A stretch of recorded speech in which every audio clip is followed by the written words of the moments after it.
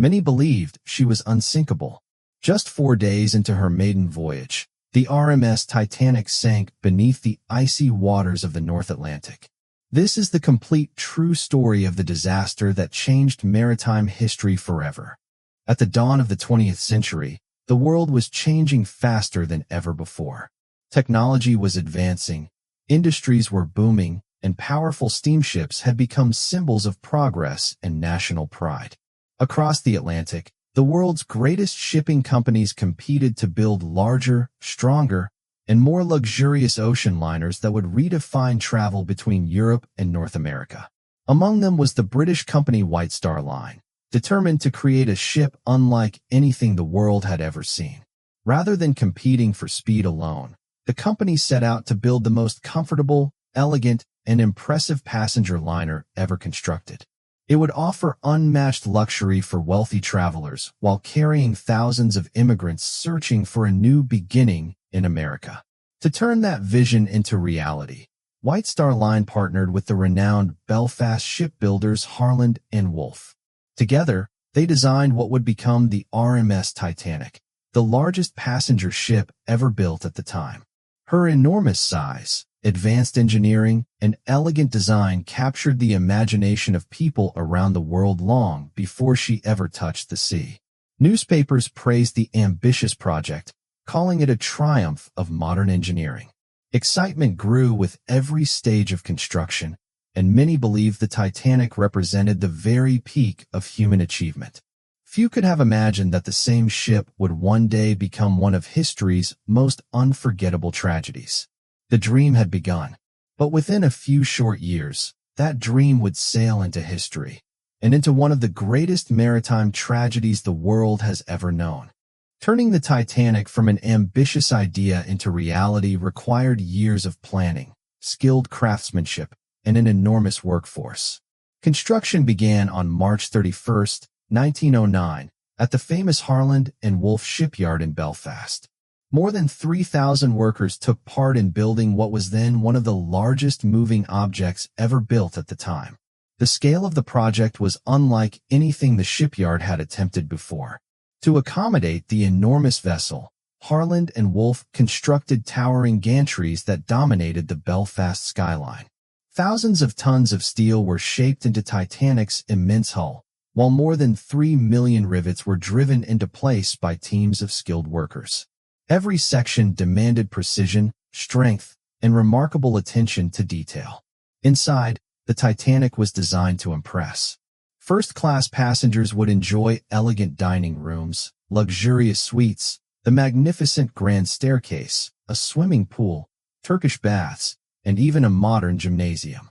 At the same time, second- and third-class accommodations were considered among the finest available on any passenger ship of the era, reflecting White Star Line's commitment to providing comfort across all classes. Yet the construction came at a cost. Shipbuilding in the early 20th century was dangerous work, and accidents were not uncommon. Historical records indicate that several workers lost their lives during the construction of Titanic, while many others suffered injuries. After more than 2 years of relentless work, the ship was finally ready for her first public appearance. Thousands gathered along the waterfront, eager to witness the launch of a vessel that many believed represented the future of ocean travel. The world had watched Titanic rise from steel, ambition, and human ingenuity. Soon, she would leave Belfast behind and begin the voyage that would forever change maritime history. After years of planning and construction, the moment everyone had been waiting for finally arrived. On April 10, 1912, the RMS Titanic set sail on her maiden voyage from Southampton, England, bound for New York City. Thousands of people gathered along the docks to witness the departure of the largest passenger ship the world had ever seen. Commanding the voyage was Captain Edward John Smith, the White Star Line's most experienced captain. After more than 4 decades at sea, Smith was widely respected for his calm leadership and professionalism. Many believe this would be his final voyage before retirement, making the occasion even more significant. The Titanic carried approximately 2,200 passengers and crew, representing nearly every level of society. Wealthy businessmen, industrialists, and prominent families traveled in luxurious first-class accommodations. Second-class passengers included teachers, merchants, and professionals, while third class was filled with immigrants from across Europe, each hoping to build a better future in North America. As the ship departed Southampton, an unexpected incident nearly ended the voyage before it had truly begun. The Titanic's enormous displacement created a powerful suction effect that caused the nearby ship SS New York to break free from its moorings. For several tense minutes, the two vessels drifted dangerously close to one another. Thanks to quick action by tugboats and Captain Smith's careful handling, a collision was narrowly avoided. After leaving Southampton, Titanic made scheduled stops at Cherbourg, France, and Queenstown, Ireland, known today as Cove, to take on additional passengers and mail. By the afternoon of April 11th, the great ship had left Europe behind and turned westward into the vast North Atlantic. The atmosphere on board was filled with excitement and optimism. For many passengers, this was more than a voyage across the ocean. It was the beginning of a new chapter in their lives. None of them could have imagined that the journey had already entered the pages of history. With every mile she crossed, the Titanic carried not only passengers and dreams, but also a destiny no one could yet see. Although everyone sailed aboard the same magnificent ship, life on the RMS Titanic was vastly different depending on the class of one's ticket. The ship was carefully designed to reflect the social structure of the early 20th century, offering each group of passengers a unique experience while crossing the Atlantic. For first-class passengers, the Titanic represented the height of luxury. Elegant dining rooms served elaborate multi-course meals prepared by some of the finest chefs at sea. The magnificent grand staircase, crafted from polished oak and crowned with a beautiful glass dome, stood as the centerpiece of the ship's interior.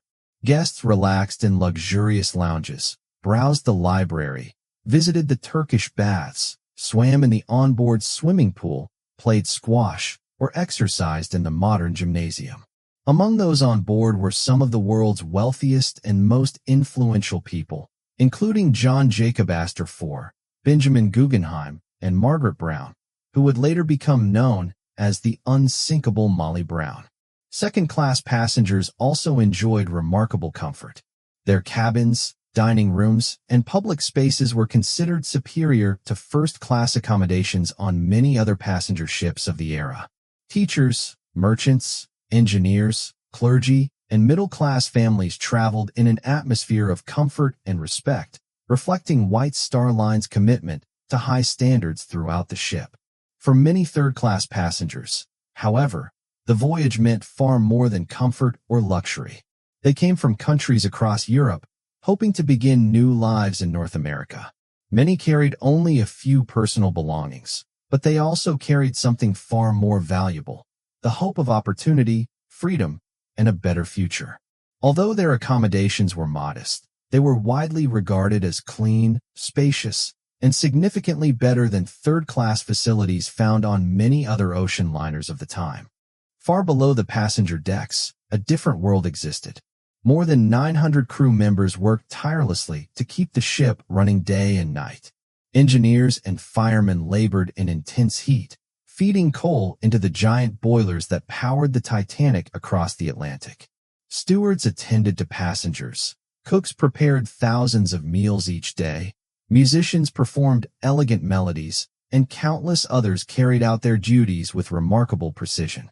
Every hour, hundreds of unseen tasks kept the great ship moving steadily toward its destination. To everyone on board, the voyage seemed almost perfect.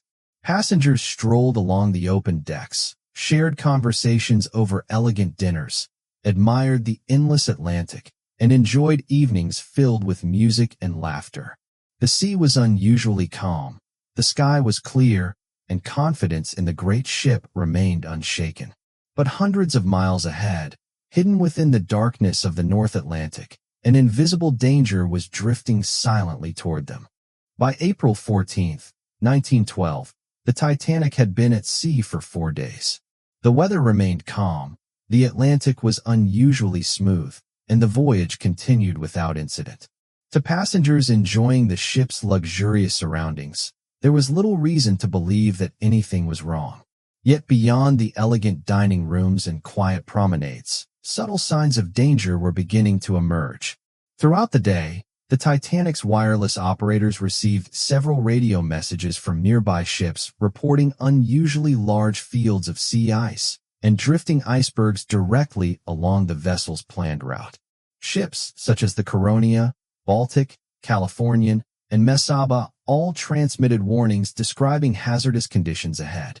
Some of these messages were delivered to the bridge and acknowledged by the ship's officers, while others were delayed or never reached Captain Edward Smith, as the wireless operators were also busy sending passengers personal telegrams to shore.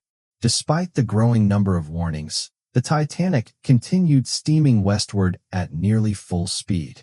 At the time, maintaining schedule was common practice, and experienced captains often relied on clear weather and vigilant lookouts to navigate safely through regions known to contain ice.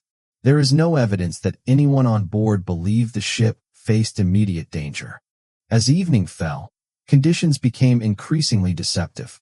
The sea remained remarkably calm, leaving almost no waves to break against the base of an iceberg, a visual clue that sailors often depended upon.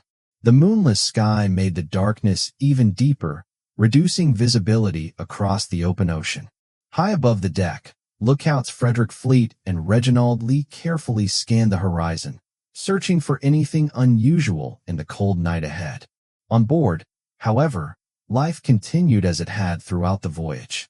Music drifted through the first-class lounges, conversations filled the dining rooms, and many passengers retired to their cabins, expecting another peaceful night at sea. Far ahead, floating silently in the darkness, an iceberg waited. Within hours, one of history's most famous voyages would take a devastating turn. The night of April 14, 1912, was cold, clear, and unusually still. At 11:40 p.m., high above the deck in the crow's nest, lookout Frederick Fleet suddenly spotted a dark shape directly ahead. He immediately rang the warning bell 3 times, the agreed signal for danger, and telephoned the bridge with the urgent words, "Iceberg right ahead." First Officer William Murdoch reacted instantly. He ordered the helm hard as starboard, a command which, under the steering system of the time, turned the ship's bow to port. He also ordered the engines reversed in an attempt to slow the massive vessel. The crew responded without hesitation, but the Titanic was simply too large and traveling too fast to avoid the obstacle completely. Seconds later, the starboard side of the ship scraped along the submerged edge of the iceberg.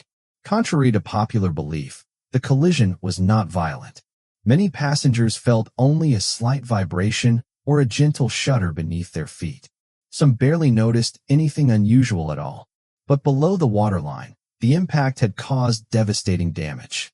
The iceberg buckled the steel plates of the hull and opened narrow gaps along the ship's side, allowing icy seawater to pour into the forward compartments. Titanic had been designed with 16 watertight compartments, and many believed this system made her exceptionally safe. However, the damage extended across 6 compartments, one more than the ship had been designed to survive. As water spilled from one compartment into the next, the outcome became increasingly unavoidable. Within minutes, Thomas Andrews, the ship's chief designer, carefully inspected the damage alongside Captain Edward Smith. After calculating the flooding, Andrews reached a heartbreaking conclusion. The Titanic would not remain afloat. She had perhaps 2 hours before the Atlantic claimed her. Above deck, however, the music still played, conversations continued, and most passengers remained unaware that their lives had changed forever. The collision had lasted only a few seconds. Its consequences would echo through history for generations. As the reality of the disaster became clear, Captain Edward Smith gave the order to prepare the lifeboats and awaken the passengers. At first, there was little sense of panic. Many people found it difficult to believe that the world's newest and most celebrated ocean liner was actually sinking.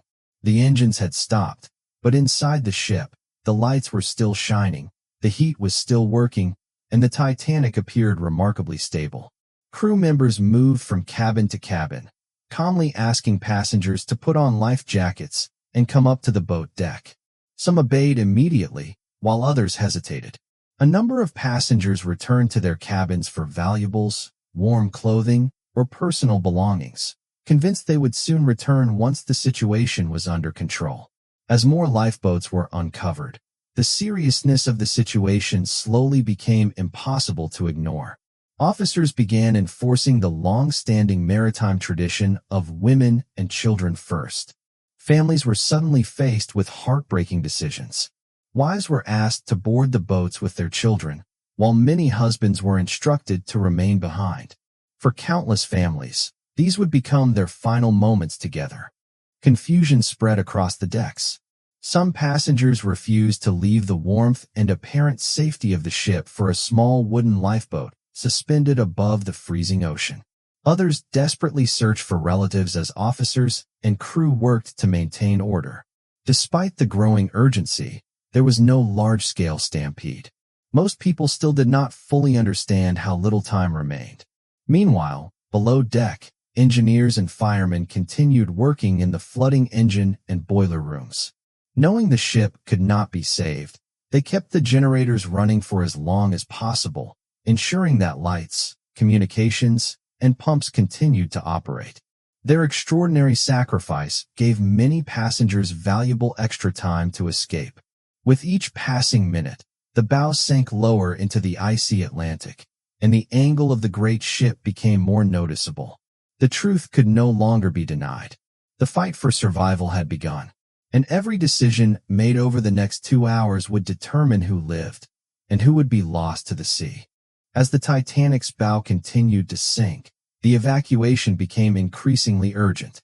Yet one tragic problem quickly became clear. There were not enough lifeboats for everyone on board. The ship carried 20 lifeboats, enough for about 1,178 people, even though more than 2,200 passengers and crew were aboard. At the time, the number of lifeboats met the existing British maritime regulations, which were based on a ship's tonnage rather than the total number of people it could carry. The first lifeboats left the ship only partially filled. Many passengers still believed the Titanic was safer than a small wooden boat floating in the freezing Atlantic. Some were reluctant to leave the warmth and bright lights of the ship, while others simply could not believe that such a magnificent vessel was truly sinking. As a result, precious spaces in the earliest lifeboats were left empty, spaces that would later prove impossible to replace. Across the boat deck, acts of extraordinary courage unfolded. Crew members worked tirelessly to launch each lifeboat while maintaining order under unimaginable pressure. Officers continued enforcing the policy of women and children first, often making painful decisions in a matter of seconds. Many husbands, fathers, and brothers stood quietly beside the boats, saying goodbye to their families with little hope of seeing them again. Among those who remained was Thomas Andrews, the ship's chief designer. Rather than seeking a place in a lifeboat, Andrews spent his final hours helping passengers find life jackets and guiding them towards safety. Others showed similar selflessness, placing the lives of strangers above their own. As each lifeboat disappeared into the darkness, those on board looked back at the brilliantly illuminated Titanic. From a distance, the ship still appeared calm and majestic. Few could fully comprehend the tragedy unfolding before their eyes. With every lifeboat lowered into the icy Atlantic, hope drifted farther from the ship. Those left behind could only watch, wait, and face the uncertain hours ahead. As the final lifeboats disappeared into the darkness, the fate of the Titanic was sealed. It was now shortly after 2 a.m. on April 15, 1912, and the icy waters of the North Atlantic continued to flood the ship at an unstoppable rate. The bow had sunk deep beneath the surface, causing the stern to rise higher into the cold night sky. For those still on board, every passing minute brought the end closer. Captain Edward Smith continued moving across the ship, encouraging the crew to do everything possible to save lives. Wireless operators Jack Phillips and Harold Bride remained at their station until the very end, sending desperate distress calls into the darkness. Their messages reached several ships, including the RMS Carpathia, which immediately changed course and raced toward the Titanic. But the rescue ship was still hours away. Far below deck, engineers continued working in the flooding boiler and engine rooms, keeping the lights burning for as long as possible. Their determination allowed passengers and crew to move through the ship instead of being plunged into complete darkness. Few acts of courage during the disaster were more selfless. On the open decks, hundreds of people stood together, facing an unimaginable reality. Some searched desperately for loved ones. Others prayed quietly or accepted their fate with remarkable dignity. Members of the ship's band, led by Wallace Hartley, continued playing music to help calm frightened passengers. Although historians debate the final piece they performed, many survivors remembered the music continuing until the very last moments. At approximately 2:18 a.m., the enormous strain became too great. The lights flickered, then suddenly went out, leaving the ship in complete darkness. Moments later, the Titanic broke apart between her third and fourth funnels. The bow disappeared beneath the ocean first, followed by the stern, which briefly stood almost upright before slipping beneath the freezing Atlantic at approximately 2:20 a.m. Within just a few minutes, the largest passenger ship in the world had vanished beneath the sea. More than 1,500 people were left in the freezing water, where the temperature was below 0 degrees Celsius 32 degrees Fahrenheit. For most, survival would last only minutes. The Titanic had disappeared, but the silence that followed would become one of the most haunting moments in modern history. When the Titanic disappeared beneath the Atlantic at 2:20 a.m., the disaster was far from over. Hundreds of survivors drifted through the freezing darkness in lifeboats, while more than 1,500 people were left in the icy water. The temperature was so low that, for most, survival lasted only a matter of minutes. Cries for help echoed across the ocean before gradually fading into an almost unbearable silence. Several ships had received Titanic's distress calls, but the closest vessel, the SS Californian, did not respond in time under circumstances that would later become the subject of intense investigation and debate. The ship that answered the call most decisively was the RMS Carpathia, commanded by Captain Arthur Henry Rostron. Nearly 58 miles, 93 kilometers, away when the distress message arrived, Rostron immediately ordered his ship to change course and steam toward Titanic at maximum safe speed. Knowing every minute mattered, Captain Rostron instructed his crew to prepare for hundreds of survivors. Extra blankets, hot drinks, food, and medical supplies were made ready. Passenger lounges and dining rooms were converted into temporary shelters, while doctors and nurses stood ready to treat those rescued from the freezing sea. At approximately 4 a.m., nearly 2 hours after the Titanic had disappeared, the Carpathia reached the disaster site. One by one, exhausted survivors were carefully lifted from the lifeboats. Many were suffering from shock, exhaustion, and exposure to the bitter cold. Some searched desperately for missing family members, hoping against hope that they had survived. Others sat in complete silence, unable to comprehend the tragedy they had just witnessed. As dawn broke over the North Atlantic, the full scale of the disaster became painfully clear. The great Titanic was gone. Floating debris stretched across the calm sea, but there was no sign of the magnificent ship that had been celebrated as a triumph of modern engineering only days before. With 705 survivors safely aboard, the Carpathia turned toward New York City. For those who had survived, the journey was no longer a voyage of hope. It had become a voyage of grief, remembrance, and unanswered questions. The rescue had saved hundreds of lives, but it also marked the beginning of one of history's greatest investigations into why so many others had been lost. In the hours following the disaster, uncertainty spread across the Atlantic. The Titanic's wireless transmissions had suddenly fallen silent, and for a time, no one knew exactly what had happened. Newspapers printed conflicting reports. Some early headlines even claimed that the Titanic had been damaged but was safely under tow. Families on both sides of the ocean clung to hope, waiting desperately for reliable news. That hope faded on April 15, 1912, when the RMS Carpathia confirmed the unimaginable. The Titanic had sunk, and more than 1,500 people had lost their lives. The news stunned the world. In cities across Europe and North America, church bells rang, businesses lowered their flags, and crowds gathered outside newspaper offices to read the latest updates. It was one of the first global tragedies reported almost in real time through wireless communication. As the Carpathia steamed toward New York City, thousands of anxious relatives waited along the waterfront. Every passing hour brought more uncertainty.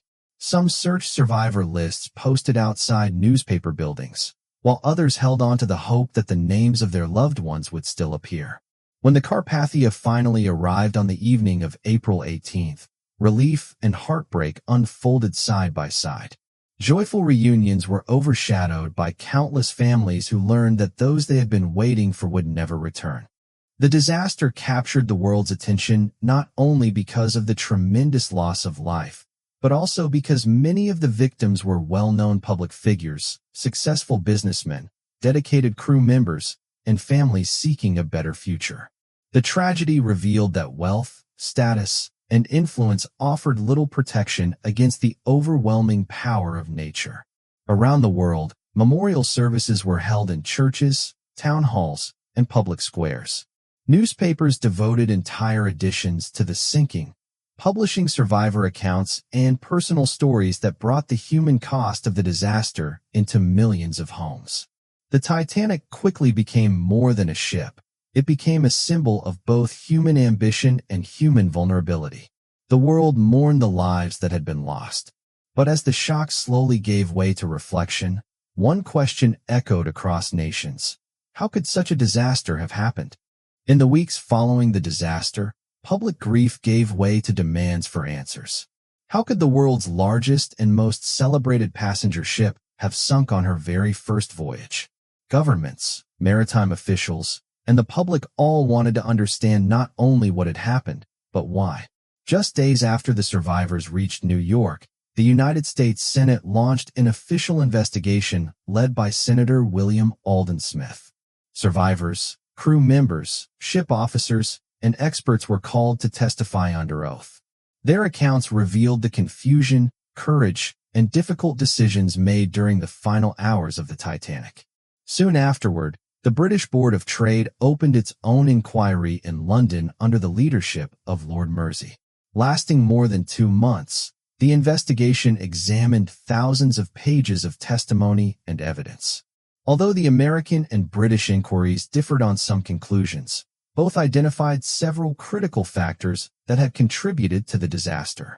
Investigators found that the Titanic had been traveling at a speed that left little time to avoid an iceberg after it was sighted. They also concluded that the ship carried far too few lifeboats for the number of people on board. Communication problems, including the handling of some ice warnings and distress messages, also became an important part of the investigation. No single mistake had caused the tragedy. Instead, it was the result of multiple decisions, circumstances, and limitations that combined with devastating consequences. The disaster transformed maritime safety around the world. In 1914, nations came together to establish the first International Convention for the Safety of Life at Sea, SOLAS. New rules required enough lifeboats for everyone on board, continuous radio watches, and improved emergency procedures. The International Ice Patrol was also created to monitor ice conditions in the North Atlantic and warn ships of potential danger. The sinking of the Titanic became more than a tragic memory. It became a turning point that permanently changed how the world approached safety at sea. The lessons learned from one terrible night would help protect millions of lives in the generations that followed. More than a century has passed since the Titanic disappeared beneath the North Atlantic. Yet the story of the ship continues to capture the imagination of people around the world. It remains one of the most studied, remembered, and discussed maritime disasters in history. For decades, the exact resting place of the Titanic remained a mystery. Then, on September 1, 1985, an expedition led by oceanographer Dr. Robert Ballard, working with a French research team, discovered the wreck nearly 12,500 feet, 3,800 meters, below the surface of the Atlantic Ocean. The discovery revealed that the ship had broken into two main sections before reaching the ocean floor, confirming what many survivors had long believed. Today, the wreck is slowly being reclaimed by nature. Deep beneath the sea, powerful ocean currents, saltwater corrosion, and iron-eating bacteria continue to weaken the once mighty ship. Experts believe that, over time, much of the wreck will gradually disappear. Even so, the site is widely regarded as a maritime grave and is treated with deep respect in honor of those who lost their lives. The Titanic has inspired countless books, documentaries, museum exhibitions, and films, introducing new generations to its remarkable story. But beyond its cultural legacy, the disaster continues to remind us of something far more important: that technological achievement alone can never eliminate the need for humility, preparation, and respect for the forces of nature. More than 1,500 people lost their lives on that cold April night. Their stories of courage, sacrifice, hope, and heartbreak continue to live on through history, ensuring they are never forgotten. The Titanic was built to cross the ocean. Instead, it crossed into history. And more than a century later, its story still speaks to the world. The story of the Titanic is more than the story of a ship. It is the story of thousands of dreams that set sail across the Atlantic, of families seeking new beginnings, workers chasing opportunity, and travelers believing they were aboard the safest and most magnificent ocean liner ever built. In just a few hours, those dreams were transformed into one of history's greatest maritime tragedies.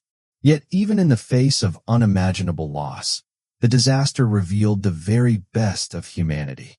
Crew members remained at their posts. Engineers sacrificed their lives to keep the lights burning. Musicians played to comfort frightened passengers. Ordinary men and women showed extraordinary courage in their final moments.